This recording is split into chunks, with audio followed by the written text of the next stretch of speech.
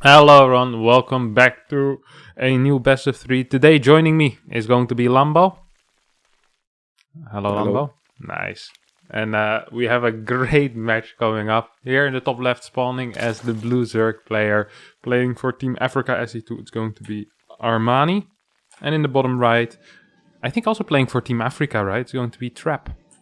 Yes. Really cool match, and honestly, I'm glad to see a trap replay because I'm gonna play him later on in the weekends, and this will help my preparation myself. So I'm looking forward to seeing what exactly he has. Yeah, Trap has been I always felt like that Trap was one of the guys that had a lot of different variations in his build, and he also switches relatively quickly in what he plays, right? He's not a guy that, for example, Zest was someone that for a very long time, I always felt like kept doing the same thing again and again until it stopped working, and he was like, oh, let me find another trick. But with Trap, it always felt like he at least tried to anticipate, even if at times I didn't like his style as much. It still felt like there was there was the intention of at least switching it up. Yeah, he's more tricky to play against as a Zerg player. I can tell that much for sure. He's a little bit unlike Stats in that regard as well, where Stats, if he figures out how his perfect approach to the matchup is, he will just repeatedly do that over and over again. So if he thinks, for example, 2 Stargate is good against Zerg, he's going to do that. Whereas Trap, even if he thinks 2 Stargate is the way, he's still going to fake 2 Stargate every now and again. Just make 2 Void Rays and then go from there. So he's a little bit more tricky to play against as a Zerg player. And Armani's style is also pretty cool because he mixes it up compared to what he thinks his opponent is going to do. Like, I know he likes to go for the double upgraded Zergling. We also saw some very weird styles coming out of him in the previous months. One of them was, which I didn't like as much, was the +1 Carapace early on, and then Roach Hydra with Carapace upgrades. So I'm hoping that we're not going to see that, but already game 1 on Lightshade, which is a very good Zerg map, I feel like, so I'm surprised that this didn't get vetoed. And also he's taking the forward base. We've seen a bit of a switch, right, from this, or I guess initially a lot of Zergs took this base, and now we're seeing a lot of this base. Is this just for a potentially quicker queen walk, or is there other advantages there? Well, the creep is further forward, which means the queen walk is stronger, but it also any later queen walk is stronger. So anything offensive really comes a little bit earlier. One of the other advantages is that it is slightly closer, and sometimes glaives is easier to hold with this, which you wouldn't think because the rush distance is slightly smaller. But with glaives, you just go in with the 12 adept warp in, so the rush doesn't matter as much. So it's more about the distance and how well you can cover for the warp prism. In which case, the warp prism needs to go around more if it wants to go to the main base, which makes it a little bit easier to defend. Okay, fair play. We're not really expecting any glaive stuff from Trap, though. In general, he does mix it up in his openers, but I think the glaive thing is something he doesn't do quite as much, unless I'm mistaken there. He does like to open up with a Stargate, preferably with a Void Ray, and then he can switch it up from there. We've seen fake double Stargates in which he just gets 3 Void Rays from a single Stargate, trying to make his opponent believe that it indeed is going to be multiple Stargates, and then go into fast Forge Twilight into those charge slots and the Archons. Perhaps going for some pressure there. We'll see what it decides to do this time, as we see the double shade going toward the 3rd base as well, and the probe is making its way over there. So for now, it's just going to be the most standard of openings, and the Twilight Council is going down. Obviously, the glaive follow-up also is decent on every short map, right? It makes it stronger as well. So it's not just that short maps are good for Zerg in general, it's also sometimes harder to hold any of the aggressive timings, which makes a lot of sense to go for glaives for in this scenario. Now, his 3rd Nexus was slightly later than he usually gets it with 2 Stargate Voider because of the extra Twilight that he made. But there was no Zergling there, so it's very, very hard to tell unless you actually see the Nexus go down, like the 5-10 seconds that it differs. It's a little bit harder to see with the HP. He tries to distract the queens with the Voider and gets in with the Oracle. That was a cute move. Yeah, actually, doesn't even just try, it also actually succeeds there, which is rare, at least when I use my own games as a reference. Many times when I try to distract with the Void Ray, I lose the Void Ray. My Oracle is idling in the bottom left of the map, so it's nice to see a change of pace there. As these adepts are a little bit caught out. Armani doesn't want to commit to them for some reason. Maybe believed that there was an Oracle close by, which I guess there was. and then committing to those 2 adepts might actually just net him a couple of Ling losses. He's gonna though dive on this adept, force a double adept warp in, which normally would be nice if you force in a double adept warp in, but if you're playing against someone opening glaive, that adept warp in isn't actually forced, so I don't think Trap is going to be too upset about that. Yeah, but he was very trigger happy with the double adept weapon. Also, there are no sentries yet. He knows that with the amount of adepts that he saw, and nothing at the third. So he should know that something is happening. But I feel like he didn't quite put the pieces together yet. He does have a semi-wall, which is good against the glaives. And when worst case scenario is you do wall off for a second and you run around with the drones from the third base. But yeah, he realized way too late. So now he's starting the roaches. He's also starting +1, but he has no units out yet, so he's gonna lose at the very least a lot of mining time with these drones at the third. Yeah, there comes the wall you were talking about. We're not seeing any drones moving around yet as the queens do a decent enough job tanking. That shade actually isn't going to finish up. Trap decides to keep fighting the queens here as the first roach starts to pop. There's a roach coming from the natural, so you see a shade backwards here rather than forwards. This did a lot less than I thought it would. Yeah, same. And these adepts came in way too late, so that they didn't shade with the rest of the adepts back, so they didn't get the memo, and they were kind of left behind. So they're gonna get some extra drones, but overall, really good defense from Armani, considering that how late he saw it. Yeah, we see it here in the resources lost, which is even, which is not that great for Protoss, and he didn't even kill that much drones. He didn't even deny that much mining time. Like the drones didn't even run for that long. So overall, great. Great awareness by Armani on what he has to do there, and I think Job kind of missed the thing there. I was very surprised he didn't finish the shade towards the mineral line, because attacking the queens, even if you get 1 or 2, I feel like it's less damage done than if you try to go for drones. Yeah, I kind of like the irony of this 150 units doing more drone damage than 12 adepts did. Of course, there's some indirect damage there with the roaches as well being forced. But yeah, the 7 kills on the Oracle is something you don't see every day, especially with a single Oracle. And then there's maybe 5 kills left for the 12 or 16 adepts that he warped in total. So a very interesting division of the kills here on the Protoss units. Yeah, that's true. And Trap is following up with Blink Stalkers, by the way, which is very standard after Glaives. Do you like going into Blink Stalkers and a late double Robo Bay? In general, I'm not a great fan of most glaive openers, but I mean, it is the only way that kind of reliably transitions into a mid game, right? It's so difficult to go charge behind it. There's so many timings you can die to. These disruptors and blink stalkers and the potential for colossi can give you a lot of safety, which the charge lock doesn't really give you. And I feel like when you play glaive adept, very often you do want to be on the map. And even if you don't do a lot of damage, you do manage to deny some creep. And that can be very helpful later on when you do start moving out with Blink Stalkers and Sentries. Because creep really is the killer of the Blink Stalker Sentry composition.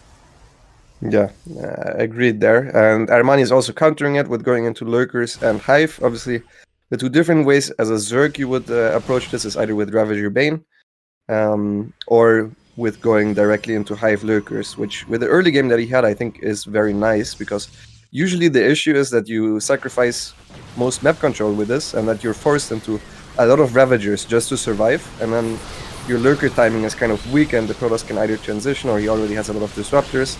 Whereas in this case, Trap is transitioning actually super early either way, but Armani doesn't need to produce a ton of Ravagers, and he can straight go into 3 Vipers, as we see, which is much nicer to spend your gas into that, because those will be good for the rest of the game, right?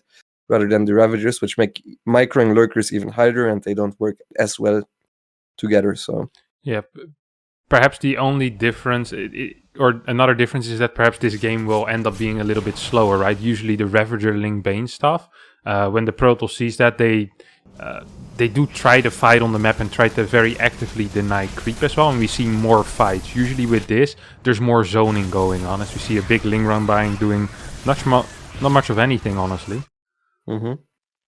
Yeah, good defensive setup. I'm actually very surprised Armani is moving out on the map. I feel like against Ravager Ling Bane he would not do that, because this army looks like it just dies if it gets surrounded, to be honest. I mean, even without Banelings, honestly, if he gets to surround Armani, that is, I think this army just dies. And he has 3 abducts now for three disruptors. Oh, there goes 1. Oh, was a little bit slow on the second one, so it actually connects, but he should still get at least all the sentries. Yeah, it's gonna get a bunch of the well, actually, it's not gonna pick up all of the sentries. Gonna get 2 disruptors total, I believe. There gets 2 sentries as well. Vipers did get revealed, and the first 2 carriers are on the way, but so are the first few lurkers. Prism makes it into the main base. What is the gateway count here? We're on 8 currently. Only seems like 4 are available. And with +2 and charge, they should be able to inflict a little bit of damage here on Armani. Well, Armani is linked, so scratch that. Honestly, I personally, if I was the Zerg, would never expect carriers to be out already. If I see my opponent going into double Robo Disruptor, it's not common at all, because it's a little bit greedy what Chop is doing. Because if the Zerg gets into position with lurkers and Vipers, especially if he has a couple of Hydras with it, like in between the bases, if he somehow gets there, he would just win the game. But Armani has no clue that this is going on, right? Correct me if I'm wrong, if you check the vision on Chop's main base. Yeah. So I think Armani does not know what he's dealing with right now, because very often Protoss try to be a little bit more aggressive. Like usually Protoss maxes out on a Robo Bay composition at first before transitioning into the late game. Yeah. So this is a little bit different than what we're used to seeing from Tap. And if anything, these type of max outs usually are then a transition into Templar before Carrier even, because you're going to be afraid of Vipers. That's going to be the main threat. Yeah. And here Trap kind of said, okay, let's hope you don't attack with Viper Lurker, because he wouldn't actually have any counter to the Vipers, right? There's no feedback. Perhaps you can use the Stalkers in some creative way, but it's just going to be a very tricky hold. And this push, if this would have hit slightly earlier before these Templar were out, could have been very dangerous. Now, it's still possible that this does something, but I think with 5-6 disruptors and with the 3 carriers, he kind of should be fine, honestly. Yeah, he's making more lurkers. He now realizes that there are 4 carriers. I really think this caught him completely off guard. There's no way he expected that. Like, he was still morphing extra lurkers while seeing this, which was not the play. Now he gets 1 abduct on a carrier, which is nice. Gets a pick off there. The Ravages run a little bit far forward. It's going to be very hard to dodge off creep the disruptors, but losing the Ravages is not that bad. The Ravages are not going to help for the rest of the game, whereas the carriers and the disruptors with the unit composition that Armani has are much more useful. Now he needs to watch out to not get caught even more, and Trap being very aggressive with so little units. Yeah, I'm very surprised, because it seems like Trap is not in the position where there's a clock on him. If anything, he sees the lack of a 5th base. 4 versus 4 base. He's building carriers. He's getting attack upgrades for the carriers. And he has an army that is perfectly set up to go into the late game against a guy that is 4 base building lurkers. I mean, in my opinion, we sit back, we relax. Yeah, I think he just he felt like the Viper energy was depleted, so he could move forward, which is a good move. You just gotta watch out that the moment Viper energy is back, you gotta run like immediately, which is what he kind of did there. So this move out, I'm not as big of a fan of as the little poke towards the middle of the map. Man, this looks really greedy to me. Oh, he gets all the feedbacks. Oh, that's actually a massive deal, because now the disruptors are free to shoot their shots. The carriers can't be touched either. Sure, the Hydras have a decent amount of damage, but I think there's only 10 Hydras left. They don't have any carapace upgrades yet, and I don't even think these interceptors will end up going down. 176 supply against 131, and I think this might just be it for game number 1 as Armani taps out. Yeah, GG. He proved us wrong there. We thought he should sit back, but he just felt himself and he just went in and won the game. Yeah. Number 2 here is going to be played on Oxide, and once again in the bottom left spawning as the Blue Zerg, we have Armani. And in the top right spawning as the Red Protoss player, it's going to be Trap, who is opening up with a 13 pylon here. Up on Oxide, it's going to get that chrono boost going real fast. This way you don't have to send a second probe down. But it's the lazy man's approach. It costs you 4 to 5 minerals, but you don't have to micro 2 probes, which is great as well. You still need to send a second probe down because you want the gateway. It's gonna get the block off as well. So it's I'm completely fine with this. You know, I'm not gonna nitpick over 4 minerals. Yeah, I do that too. Even though I know you told me that the other one was theoretically better. Yeah. And usually, if I'm playing my main race, I would never allow anyone to do that. But if I'm off racing, I'm like, what the hell? Yeah, who cares? 4 minerals. There's bigger mistakes that I'm making. Yeah, but yeah, it hurts a little bit, but it's, you know, I can feel it as well. If it's the Oli Moly quarterfinals, you're like, not exactly Katowice, you know? This You think in Katowice he would have done 14 pilot? yeah, but Katowice does the 14 final. He sends the probe first. I'm positive about that. Oh no. All right, let's see. Oxide. It's a different map. It's a very, very different map. I think someone recently told me that statistically this map is Protoss' favorite even. Yes, that must have been me. Yeah. I recently checked the Liquipedia stats. Actually, I didn't really know they had stats there for every map, and it's like a ridiculously Protoss' favorite map apparently. Really? But like these stats are sometimes screwed. Yeah, it's maybe 54 or 55, like with a lot of games as well. So that's. But this map gets played a lot in Australia. Risky losing to to probe. But I heard Ender is owning everybody there, so I'm not sure. Yeah, maybe that's true. Yeah. All right, we got some standard mineral snatching going on here as Trap checks around to see if everything's correct. Armani was one of the guys that was really keen on playing the drone pool link flood for a bit. You remember that one? Yeah. Legendary build. I think Armani played like 2-3 times. I think he lost every single time with it, and he was like, well, never mind, I'll quit doing this. But you still see Trap being pretty careful there with the probe, taking a couple of hits, just making sure that there's no extra links popping, and now the adept shows up. Good movement there, as now I don't think there's a link across the map here for Armani, is there? No. Yeah. This is super comfortable to play as Protoss.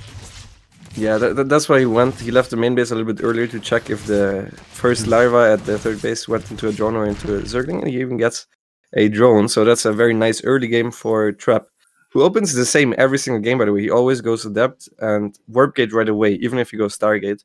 So you said he doesn't really play Glaives, but he still goes Warp Gate first every single time, which is weird if you're not faking Glaives. There's actually, with some Twilight follow-up builds, it's much preferred to go Warp Gate as well before Stargate. Because you'll just have like the faster, like the 10 seconds faster adepts, which can line up really nice with certain 4-gate Glaive adepts. Otherwise, it feels like you're wasting to him. It's going to be a triple adept once again. So there's a couple of options you can have, there's a couple of options you have as a toss, and you can play either the 2 adepts, you can play triple adept. We used to play 4 adept before Warpgate as well, especially Showtime was very fond of that, with multiple oracles in that case. And the more adepts you build, the later your third base obviously is going to be. You see, is this a 4th pylon? Yeah, 4th pylon going down before the Nexus as well, so he's playing everything very, very safe. If you're slightly more risky, you can build the 4th pylon here, but then if there's a link flood, you lose that pylon, you're going to be supply blocked, which is a little bit annoying. So we see Trap actually not taking very many risks. I've seen MaxPax build his 3rd pylon here, by the way, many times. I think that's really pushing it. Probably with 2 adepts only as well. Yeah, 2 adepts, a 3rd pylon there. You get like a Nexus at like 335. Ooh, gets 3 kills with the Oracle again, even though there was a Spur Crawler there. So Armani a little bit slow on pulling away the drones. Trap did not decide to go for attackers. So I'm expecting Forged Twilight to go down. Yeah. So he is gonna do that. Like the way he fakes 2 Stargate is he just makes 2 Void Rays. I think not even a 3rd. Because actually the 3rd Void Ray, if you're paying attention, the timing at which you scout for is not at the same timing as 2 Stargate Void Ray. So you already know at that point that that's it sometimes tips you off as more of a fake, as if you just see two Void Rays roaming the map a little bit earlier on. So I like this. He's just going for the standard follow-up. And one thing that I'm interested to see if he's going for Blink right now. What do you think? I wouldn't be surprised, but I wouldn't like it too much as well. I think he's getting too many gates as well for Blink, no? Yeah. I think if you play Blink, you get slightly later gateways. But I could be wrong there. I'm not a big fan of going double Void Ray, single Oracle into Blink, so I'm not too familiar with the exact timings there of gateways. We see a cut here on workers, you see that? 52 supply, little cut. Very PVT-esque worker cut there, and very, very old school as well. People like Zest used to love this. I remember there was a home story coming like 2018 where he played this 4-gate charge lot Archon every single game. I remember a game that he played against Stefano on Lost and Found that I kept in my mind forever, where he denied the 4th base. Sorry? They were drones pulled, right? At that point, at some point, that killed a Nexus or something? Yeah, I think, yeah. It's a very legendary game in my mind. I just remember seeing it and think, oh man, that looks sick. But yeah, this is a rather old song. You're just delaying the gases a lot on your third base to get extra gates, extra zealots basically out. But yeah, you're going to be cutting future tech. Yeah, I think this can be very good against like Lingbane Hydra. Like if you play Lingbane Hydra and you overdrone slightly, you can die very easily against this. But against Roach Ravager, especially going into Swarm Host, which I believe is what Armani is doing, he should not be able to do anything here, I think. Perhaps a cancel on the fort if Armani doesn't want to defend. Oh, Trap is going for the head of the snake here. Wow, he's just going straight in, but I don't think that's possible. I mean, I don't even think he can cancel the fort if Armani doesn't let him. Like Armani has so many units. He's pre-splitting already towards the main base. He's anticipating the War Prism going there. The one thing that this does, obviously, is that Armani is not... Oh, nice Ling run by getting into the natural. And there's only one Warpin available because he's supply blocked right now at 117. Yeah, okay. The Zealot is going to go down. Not too many probes are going to fall, but does cost a little bit of mining time and also takes away his attention, obviously. What were you going to say? I was going to say that it delays the Swarm Host, but here's Armani making an infestor. Not sure if that's a misclick or not. Okay, here it's a misclick, I'm pretty sure. Thank God. For a second I thought Armani lost his mind. We need to send a doctor over to Korea, but we're still fine. Trap thinks it's Mura because of what? Did you see the two gases at the fort? Oh, that's what? 8 gas Swarm Host? First of all, what is 8 gas Swarm Host? I thought for a second he just tried to fake out Trap and it worked perfectly, so I was about to give him like the biggest props. But he's just going 8 gas Swarm Host. Maybe he pulled out of gas at other bases. Like just 2 everywhere, you know? Like some really try-hard gas mining. Yeah, I tested that for a while actually. It's you can go 6 gas 2 and then like 2 on everything, and it's a little bit better than going 4 gas. For 5 gas and 3 on everyone. Oh yeah. Nice. For ZVZ only though, so you don't have to be afraid. Nice. I don't have to count the drones in the gas. Nice. We have a big push out here coming out of Armani, by the way, who is gonna send the first Locust wave forward. Usually the first and the second Locust wave are going to be the deciding ones. He's not gonna go for the army here. Instead decides to go for the Nexus. I'm not entirely sure about that. Unless of course he gets the Nexus, then it's going to be real nice. But I think Trap is just... Oh my god, he's barely going to defend it. He loses a lot of Ravagers here.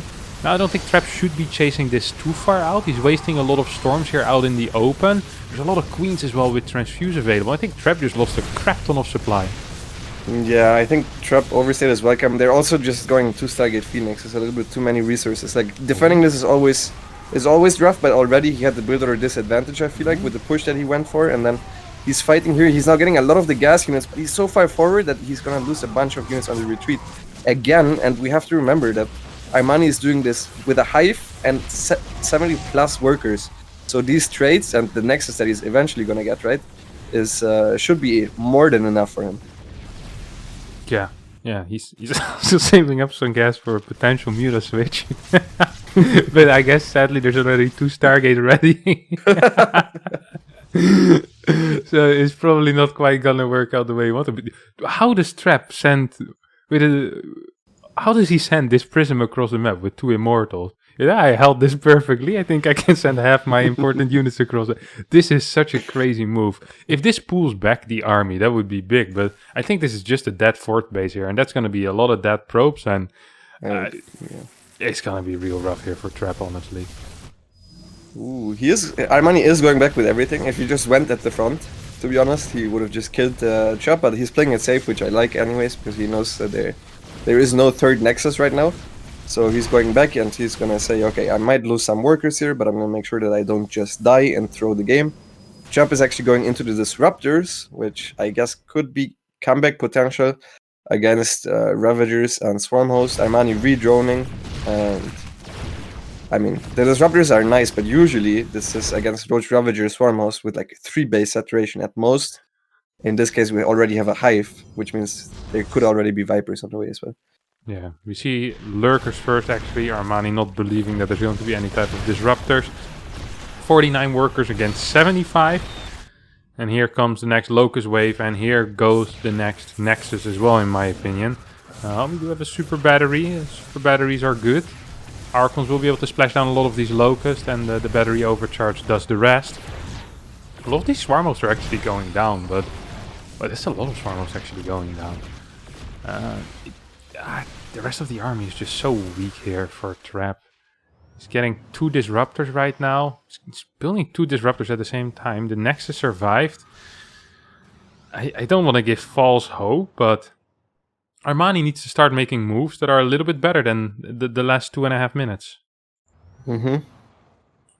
Well, yeah. But it's going to be easy to do that because he already has better upgrades finishing up, so he's going to have 2-1 versus 2-0. Oh! It's really hard to split Ravagers off creep, by the way. There's gonna be Terrans watching and they're like, man, I could have split that better, but let me tell you, you cannot. I mean, if Ravagers at Stim were the size of a Marine. Yeah. This is a scary push. Supplies. Oh my god, what is this choke? He's running. He's just walking through it. He saw the lurkers morphing in, and oh my god, he's getting a bunch of the lurkers now. The issue is that all the zealots died walking through the choke here, and now the icons are splitting up as well. And over time, I do believe that Armani should be able to... What is happening? He's going his Roach Ravager now to the left. I guess he wants to clear up the icons first. I mean, it's a lot of beefy units. He's even going for a counter. Like, Armani, you need to defend your base, please.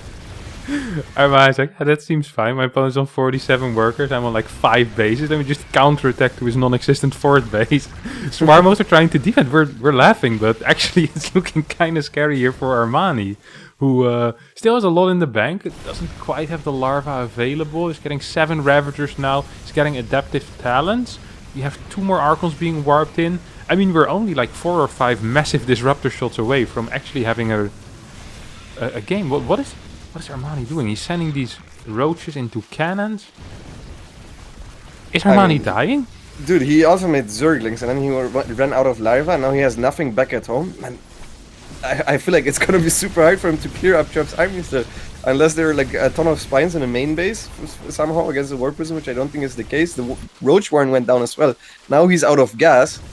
And is he actually doing it? There's not that many Swarmos left. Now this army would be terrible against Locusts, but I think most of the Swarmos died. And there's just units spawning one by one because Trap is in between the bases right now. Yeah, Trap is actually doing it. This is the greatest and dumbest game at the same time. The Roaches took out an Assimilator, a Building Nexus, and died into a cannon and 2 Stalkers. Yeah, he died. He's actually dead. What if he brings them back, the Roaches? He needs to bring them back. Okay, there we here go. he comes. I mean, he still has 3 bases, or 4 bases technically. His income is still double that of his opponent's. The problem is that his Hydra then is here. Where's his Roach Warren? He doesn't have a Roach Warren anymore. He lost it, but he rebuilt it somewhere. Okay. So he's trying to go up the ramp. It's going to be so hard against the Disruptors. And Trap is using them wisely, one by one, not both at the same time. Now the Immortals are a little bit exposed away from the Archons, but I think with the blink ability of the War Prism, I think it's just a little bit too many units here from Trap Band. If you check the resource loss right now, it must be terrible now for Zerg. 10k down. It used to be even, like 2 or 3 minutes ago. Yeah, I mean, he played against Swarmos. He probably was behind at some point. Like, yeah. So I even think he could have just not gone up that ramp. Like, he was out mining his opponent. He had a Roach Warren still. And Trap was mining 200 a minute. Like, at this point, yeah, it does feel pretty over. But even until he goes up that ramp, I still felt like he had a chance. This was a very interesting series, at least, Lambo. It was very interesting, yeah. I mean, yeah. yeah.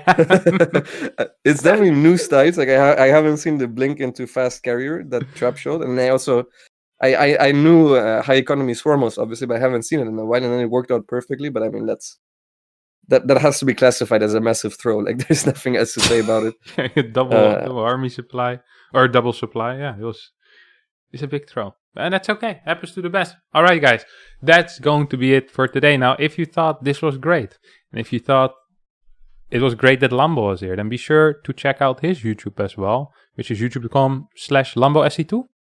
Yes, absolutely. Lambo, where there's high-level analysis every single week, multiple times a week. I don't know how much he uploads, but a bunch of times. And otherwise, if you liked it, be sure to leave a comment down below, and we'll have Lambo on more often. Don't forget to hit the thumbs up as well, and we'll see you all next time for a new video. Bye bye.